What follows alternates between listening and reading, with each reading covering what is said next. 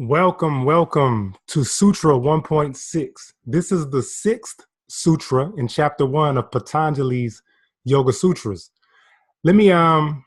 First, let me direct you to the blog post that you can find a link to it in the description of this video, but it will supply you with a worksheet that gives you the opportunity to write down special marks that let you know how to chant these. Plus, you have space to write down the word for word meanings or translations of these terms, these Sanskrit terms, because, not only do I want you to chant it, so that you can feel the soothing vibration on a cellular level. Like, this is some deep biological stuff. I want you to know what it is you're chanting. I want you to understand the meaning of it so that you can actually exercise and practice this wisdom and philosophy in your everyday life. But let me go ahead and chant it so you can hear it, and then we'll come back to it. We're going to discuss a few things, but then I'll come back and chant it again to offer you some more opportunity to practice. But here's the sound of it.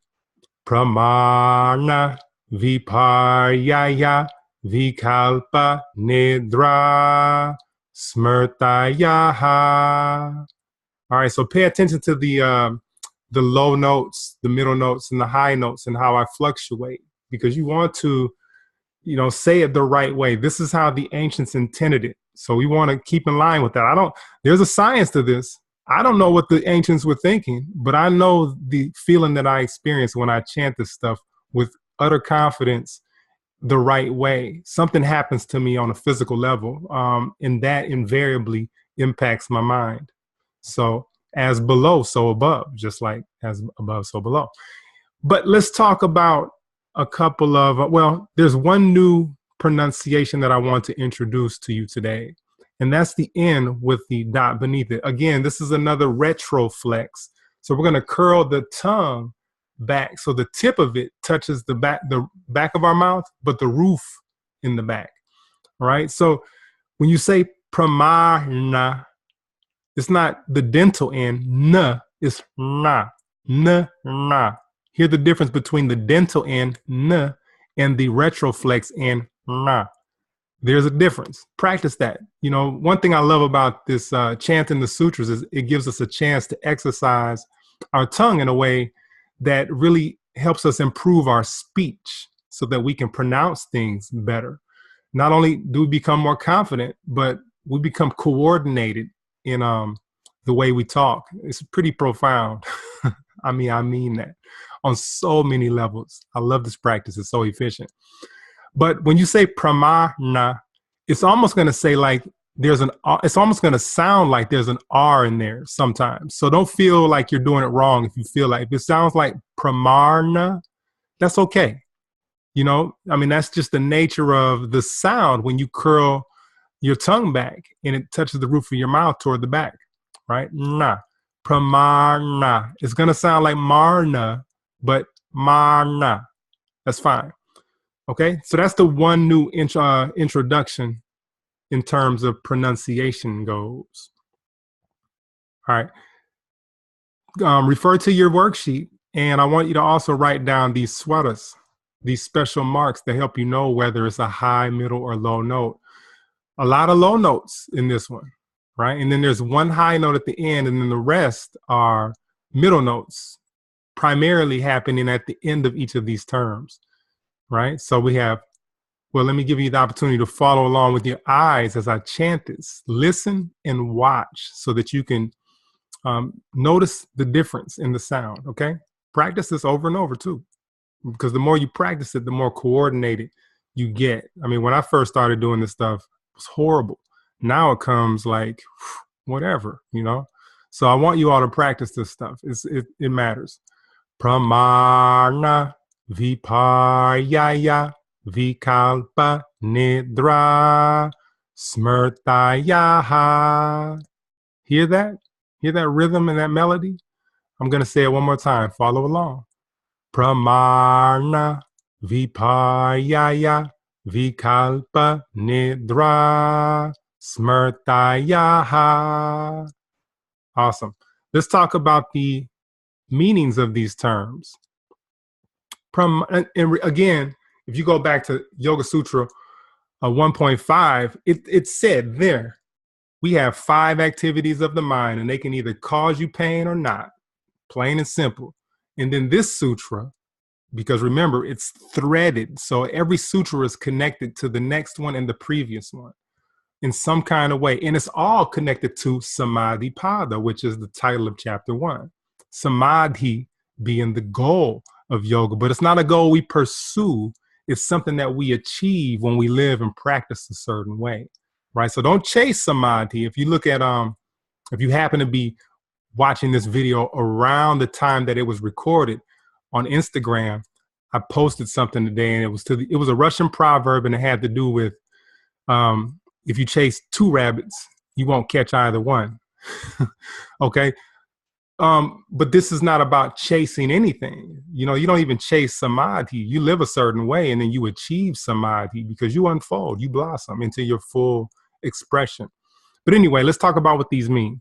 Pramarna, the first of the 5 activities, is correct perception or right perception, valid knowledge, experience, knowledge that's correct, and so on and so forth. But this is just seeing the world as it accurately is without coloring it in any particular way.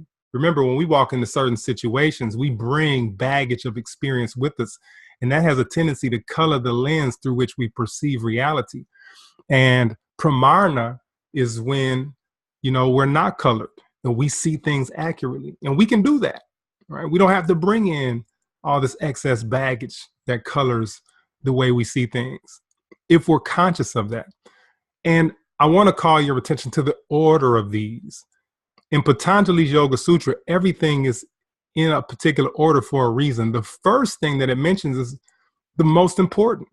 Pramarna is the most important of the 5 activities when it comes to, you know, living a high quality life. Right? You want to be able to see things as they are. And this means being able to discern truth from illusion. Because when we think illusion is truth, then we get in trouble, right? And that happens to be the next one.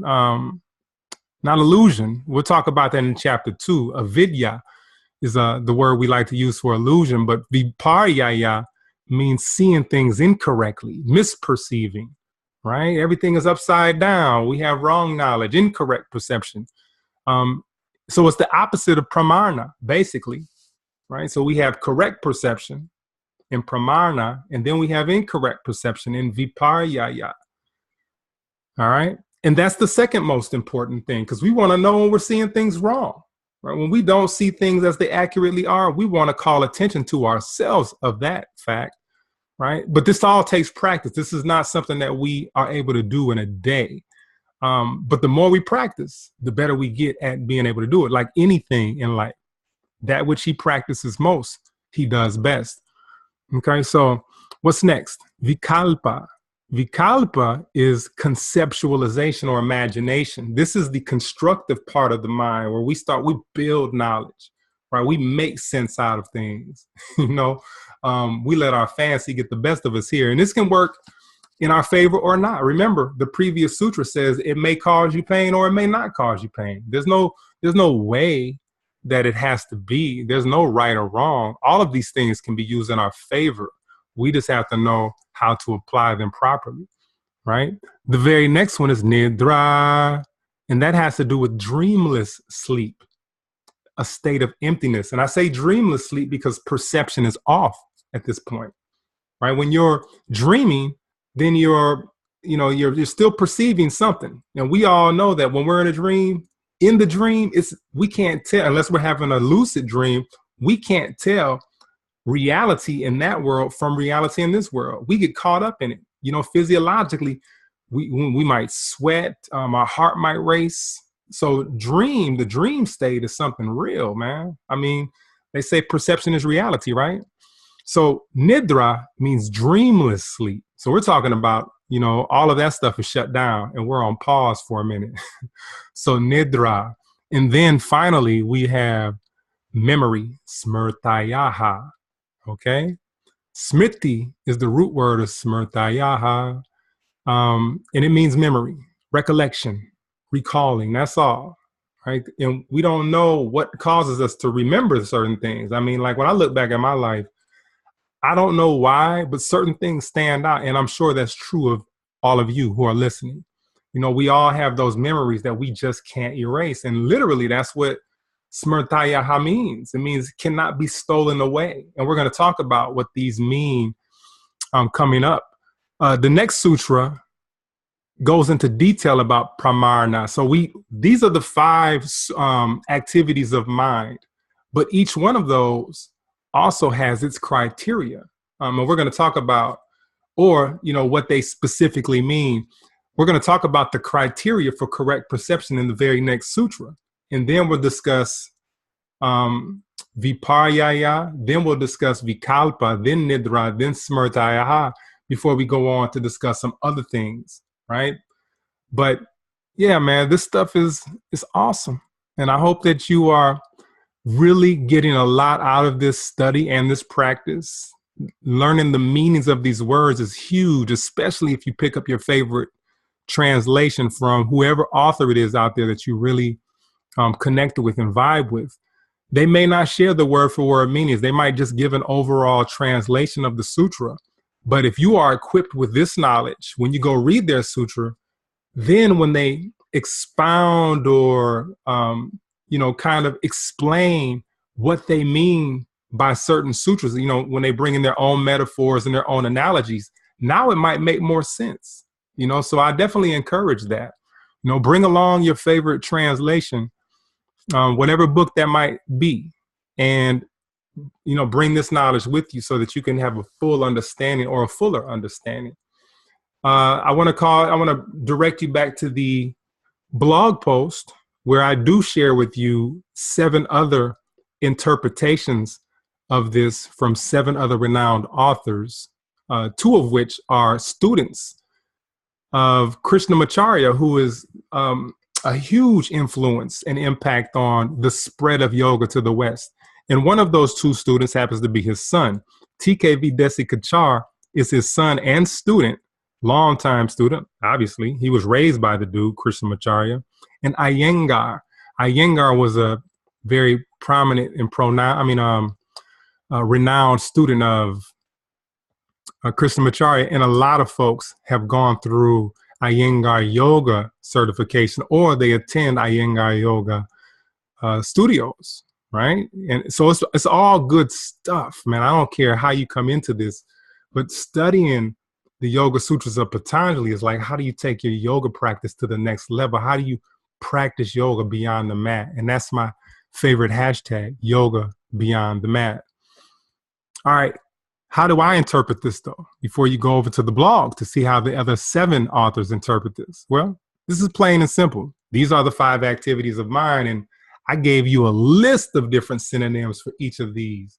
And the list is longer. I have a notebook that has more and more ways of thinking about pramarna, viparyaya, vikalpa, nidra, smrtayaha. But I think this is a good starting place for you to really, start to develop some understanding about what these 5 activities are. Anyway, I love y'all. Have a wonderful day. Go over to the blog, and I'll see you back here for the next sutra. Be blessed.